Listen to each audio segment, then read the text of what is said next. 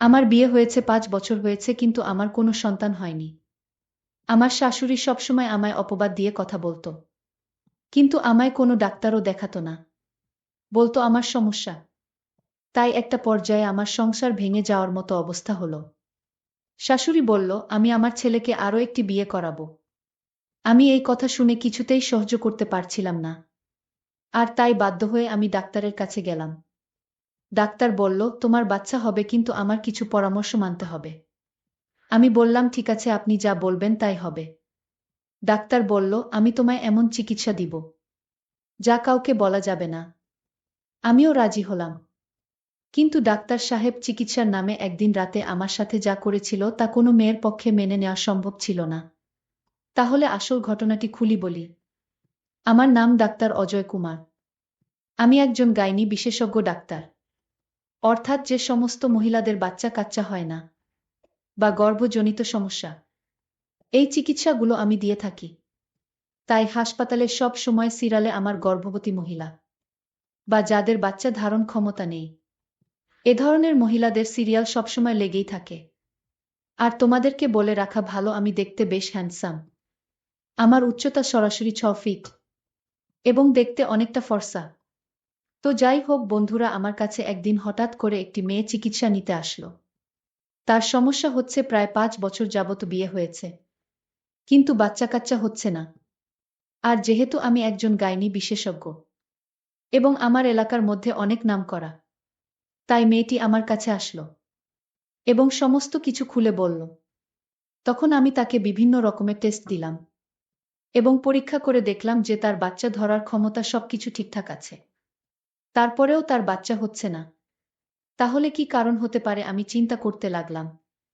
অবশেষে আমি বুঝতে পারলাম এটা তার স্বামীর সমস্যাজনিত কারণ ছাড়া আর কিছু না।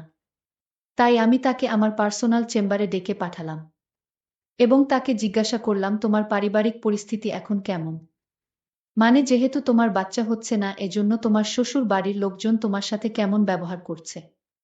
তখন সেই মেয়েটি অনেক কান্নাকাটি করল আমার কাছে এবং সমস্ত কিছু খুলে বলল যে শ্বশুর বাড়ির শ্বশুর শাশুড়ি থেকে শুরু করে বাড়ির সমস্ত লোক এমনকি এখন নিজের স্বামী ও তার সাথে ভালো ব্যবহার করে না এবং ভালো চোখে দেখতে পায় না, কারণ তার বাচ্চা হচ্ছে না।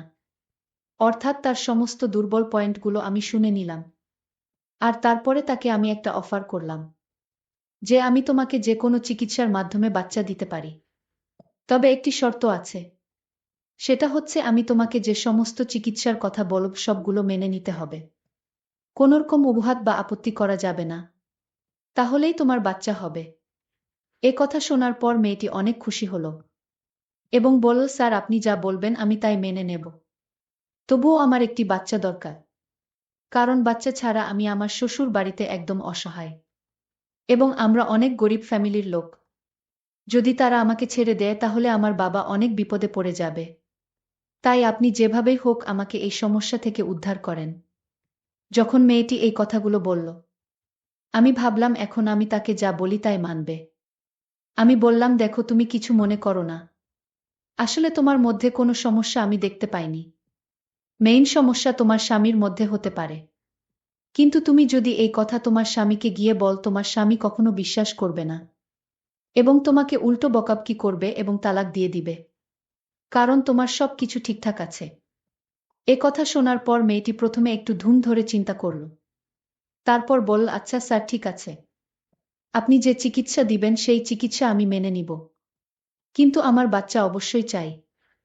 আমি বললাম, আমি তোমাকে যে চিকিৎসাটা করব সেটা কাউকে বলা যাবে না। মেয়েটি বলল, ঠিক আছে স্যার, আমি কাউকে বলবো না। আমি বললাম, আমি তোমাকে চিকিৎসা দেওয়ার পর যদি তোমার বাচ্চা না হয়, যদি বাচ্চা না হয় তাহলে আমি বুঝব। ডাক্তারের কথা শুনে আমি অনেক আস্থা পেলাম। কত ডাক্তার কবিরাজ দেখিয়েছি, তাও সন্তান হলো না। আর আপনার চিকিৎসার মাধ্যমে আমি মা হতে পারবো, এটা ভেবে আমার অনেক খুশি মনে হলো। তারপর আমার সঙ্গে বোঝাপড়া করবে। তাহলে তুমি যদি রাজি থাকো, দেরি না করে আমি তোমার চিকিৎসা শুরু করে দিতে পারি। তখন মেয়েটি বলল যে স্যার আপনি এখনই করতে পারেন চিকিৎসা। আমি বললাম, আমি তোমাকে যে চিকিৎসা করব সেটা এখানে সম্ভব না। তাহলে কোথায় সম্ভব? আপনার যেখানে সম্ভব সেইখানেই আমার চিকিৎসা করুন স্যার। স্যার, চিকিৎসার খরচ সম্পর্কে আপনার চিন্তা করতে হবে। আমার বাবার বাড়ি থেকে দেওয়া গয়নাগুলো আমি বিক্রি করে দেব। ডাক্তার বলল, আরে আমি তোমার চিকিৎসা করব, এটাতে তোমার খরচ তেমন হবে না। খরচ হবে না বললেই চলে। আমি বললাম, ডাক্তার সাহেব আপনি অনেক দয়ালু মানুষ। আপনার কথা শুনে আমার অনেক ভালো লাগছে। ডাক্তার সাহেব বলল, ঠিক আছে, আমি তোমাকে যেদিন আসতে বলবো সেই দিন তুমি আসবে। আর হ্যাঁ, আমার এই চেম্বারে চিকিৎসা করা যাবে না। তুমি আমার বাসার চেম্বারে আসতে হবে। আমি ডাক্তারের কথা শুনে বললাম, ঠিক আছে স্যার, আপনি যেখানে বলবেন আমি সেই জায়গায় গিয়ে আমি চিকিৎসা নিব। ডাক্তার আরও একটি কথা আমায় জানিয়ে দিলেন, তিনি বললেন যে যেদিন আমি চিকিৎসা নিব সেদিন যেন আমি একা আসি। আমার সঙ্গে অন্য কেউ আসতে পারবে না। আমি এই কথাটা শুনে কিছুটা আশ্চর্য হলাম। আমি তখন একটু চিন্তায় পড়ে গেলাম। মনে মনে ভাবলাম, চিন্তা করলে হবে না। আমার চিকিৎসার মাধ্যমে বাচ্চা চাই। আমি বললাম, স্যার আমি কোনোদিন আসব। ডাক্তার বলল, তোমার ফোন নাম্বারটি দিয়ে যাও। আমি তোমাকে যেদিন কল করব ঠিক সেই দিন তুমি বাসার চেম্বারে চলে আসবে। ডাক্তার বলল, আমার একটি কার্ড নিয়ে যাও, এই কার্ডে আমার বাসার ঠিকানা দেওয়া আছে। আমি যেদিন তোমায় ফোন করব ঠিক সেই দিন চলে আসবে। আমি বললাম, ঠিক আছে স্যার। আমি বাড়িতে ফিরে আসলাম। এসে দেখি আমার স্বামী ঘরে মন খারাপ করে শুয়ে আছে। আমার স্বামী আমায় জিজ্ঞেস করল, কোথায় গিয়েছিলে তুমি? আমি বললাম, আমি একটু বাপের বাড়ি গেছিলাম। আব্বার শরীরটা তেমন ভালো ছিল না তাই। আমার স্বামী বলল, আমার কাছ থেকে অনুমতি নেওয়ার প্রয়োজন ছিল না। আমি তাকে বললাম, দেখো আমি তোমার নাম্বারে ফোন দিয়েছিলাম। তখন তোমার ফোন বন্ধ ছিল, আর তাছাড়া তুমি বাড়িতে ছিলে না। আর তাই বাবার অসুস্থতার কথা চিন্তা করে চলে গেছিলাম। আমার স্বামী বলল, আমি মানছি আমি বাড়িতে ছিলাম না। আমার মা তো ছিল। মায়ের কাছে বলে যেতে পারতে। আমি তখন বললাম, মা তো শুধু আমায় বকাশকা করে আমাকে দেখতে পারে না। সবসময় কুটা দিয়ে কথা বলে আমি নাকি এ বাড়িতে পোড়া কপাল নিয়ে এসেছি। আমার সন্তান হয় না। এটা কি আমার দোষ? আল্লাহ যদি না দেন তাহলে আমাদের কোনো হাত আছে? আপনার মায়ের কথা আমার আর সহ্য হয় না। আমি কত অপমান সহ্য করে তোমার বাড়িতে আছি। আমি এতে কিছু মনে করি না। আমি আম্মার কথায় কিছু মনে করি না। আমি ভাবি যে এরকম সবার বেলায় হতে পারে। আমার স্বামী বলল, তাই বলে কি আমার মায়ের কাছে বলে যাবে না? আমি বললাম, ঠিক আছে, এইবার আমার ভুল হয়ে গেছে। আমি এখন থেকে কোথাও গেলে আমি আপনাকে না পেলে মাকে বলে যাব। আমি জানি এখন আমার স্বামীর কাছে ভুল স্বীকার না করলে সে সারাক্ষণ বকবক করবে। এর চাইতে ভুল স্বীকার করলেই তার কাছে আমি ভালো। আর তার কাছে ভালো থাকার জন্য আমি মাথাটা নিচু করে দিলাম। আমার স্বামী তখন আমায় আদেশ করে বলল, আর কোনোদিন তার অনুমতি ছাড়া যেন বাড়ির বাহিরে না যাই। আমি বললাম, ঠিক আছে, আমি আপনার অনুমতি ছাড়া বাড়ির বাহিরে যাব না। এরপর দিন ডাক্তার সাহেব রাত ৮টার দিকে আমায় ফোন দিল। আর বলল, তুমি আজ আমার বাসার চেম্বারে আসো। আজ তুমি আমার সাথে দেখা করো। আজ তোমাকে সঠিক চিকিৎসা দিব। আমি বললাম, ডাক্তার সাহেব এখন তো রাত হয়ে গেছে, দিনে আসলে হয় না। ডাক্তার সাহেব তখন আমায় ধমক দিয়ে বলল, তুমি কি আমারে অন্যদের মতো মনে করো? আমি একজন ডাক্তার, আমি সারাদিন বিজি থাকি। আমার প্রতিদিন হাজার হাজার রোগী দেখতে হয়। কিন্তু তোমার রোগটা একটু ভিন্ন, তাই তোমাকে আমার বাসার চেম্বারে আসতে বললাম। তুমি মনে করছো আমি দিনে ফ্রি থাকি? আমার রাতে ছাড়া আর সময় নাই। যদি চিকিৎসা নিতে চাও তাহলে আজ চলে এসো। আমার মতো এরকম ডাক্তার আর পাবে না। আমি ডাক্তারকে বললাম, ডাক্তার সাহেব আমি আসছি। এখন আমি চিন্তা করতে লাগলাম বাড়ি থেকে কিভাবে বের হব। কারণ আমি যদি রাতে ঘর থেকে বের হই তাহলে আমার স্বামী আমাকে সন্দেহ করবে। আর তাই আমি এখন কি বলে ঘর থেকে বের হই? মাত্র ২ দিন আগে আমি আমার স্বামীর সাথে মিথ্যা কথা বলে ঘর থেকে বের হলাম। আজ যদি জানতে পারে আমি আবার না বলে ঘর থেকে বাহিরে গেছি তাহলে আমার সমস্যা হবে। আমি এক মহাচিন্তায় পড়ে গেলাম। অন্যদিকে ডাক্তার আমার জন্য অপেক্ষায় আছে। আমি এখন কি করব? আমি সিদ্ধান্ত নিলাম আমার আজ যে করে হোক আমার ডাক্তারের কাছে যেতে হবে আর চিকিৎসাটা নিতে হবে। আমি আমার শাশুড়ি মাকে মিথ্যা বললাম, মা আমি কিছুক্ষণের জন্য আমার বাপের বাড়ি যাব। আমার বাবা খুব অসুস্থ, আমার এখনই চলে যেতে হবে। আমার স্বামী ঘরে ছিল না। আমি আমার স্বামীকে ফোন দিয়ে বললাম, আমার এখন বাপের বাড়ি যেতে হবে, কারণ আমার বাবা খুব অসুস্থ। আমার স্বামী বলল, ঠিক আছে চলে যাও। আমি তাড়াতাড়ি বোকরা পরে আমি রেডি হয়ে বাড়ি থেকে রওনা দিলাম। আমার শাশুড়ি মা আমার কথার কোনো উত্তর দিল না। আমি কোনো কিছু চিন্তা না করে ডাক্তারের বাড়ি উদ্দেশ্য করে রওনা দিলাম। এই মুহূর্তে ডাক্তার সাহেবের ফোন আসলো। আমি ফোনটা রিসিভ করতেই ডাক্তার বলল, তুমি আসবে আজ? যদি না আসো আমি আর কোনোদিন আমি তোমার চিকিৎসা দিতে পারবো না। আমিও দিব না। আমি ডাক্তার সাহেবকে বললাম, আমি রাস্তায় আছি, আমি আসতেছি। আপনি কিছুক্ষণ ওয়েট করেন। আমি আসতেছি। ডাক্তার বলল, ঠিক আছে। ডাক্তার সাহেব তখন চিন্তায় পড়ে গেলেন।